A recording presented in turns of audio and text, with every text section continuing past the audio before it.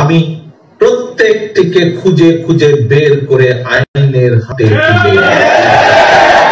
প্রিয় নেতৃবৃন্দ, আপনাদেরকে একটি কথা পরিষ্কারভাবে আমি বলে দিতে চাই। কি সেই কথাটি?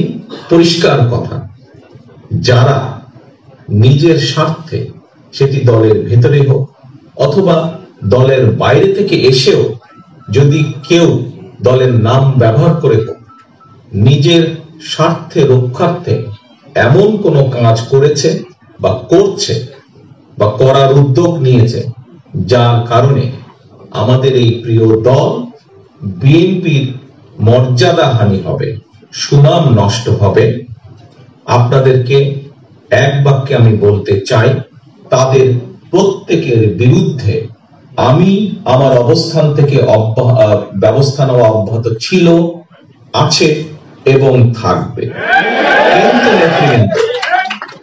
কিন্তু নেতৃবৃন্দ, এই যে এই সুবিধাবাদী লোকগুলো যাদের কাছে নিজের স্বার্থ প্রাধান্য পায়, যাদের কাছে দল, দেশের মানুষ, দেশের স্বার্থ প্রাধান্য পায় না, এদের বিরুদ্ধে শুধু আমি একা কঠোর হলে হবে না, এদের বিরুদ্ধে আমাদের সকলকে, এই ঘরে যতগুলো আপনারা প্রত্যেককে যে এখানে যারা উপস্থিত আছেন, প্রত্যেকটি মানুষকে আপনাদের কঠোর হতে হবে এদের বিরুদ্ধে।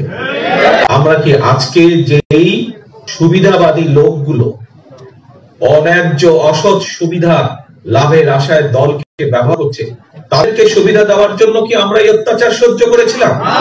তাদেরকে সুবিধা দেওয়ার জন্য কি আমরা এসব অনাচার, এসব অবিচারের সম্মুখীন হয়েছিলাম? অবশ্যই না।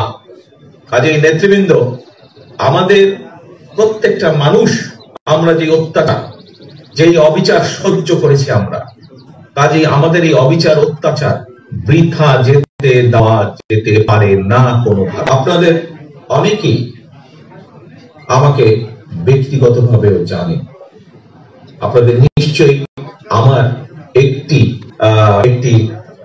বলা যায় একটি বিষয় আপনাদের পরিষ্কার ধারণা আছে, সেটি হচ্ছে আমি যদি কোনো কাজ মনস্থির করি, তাহলে সময় যতই লাগুক না কেন, এক সময় না এক সময় সেই কাজ আমি উদ্ধার করে ছাড়ব। বেশ কিছু, বিশেষ করে বগুড়ার কিছু নেতৃবৃন্দ আছেন যারা আমার এই অভ্যাসটির ব্যাপারে অবগত আছেন। সময় যতই লাগুক, আজকে এতগুলো মানুষের সামনে পরিষ্কারভাবে আমি বলে দিতে চাই, যারা আজ বা গতকাল বা আগামীকাল দলের স্বার্থ, দলের মর্যাদা ক্ষুণ্ণ হয়, এরকম কোন কাজ করবেন, ইনশাআল্লাহ আগামী দিন জনগণের সমর্থে আমাদের এই প্রিয় দল সরকার গঠন করে আমি প্রত্যেকটিকে খুঁজে খুঁজে বের করে আইনের হাতে তুলে প্রত্যেকটাকে তুলে ধরে আনবো এবং আইনের হাতে আমি তুলে দেব তাদের আজকের এই অকারেন্সের জন্য, এইসব অসৎ কাজের জন্য।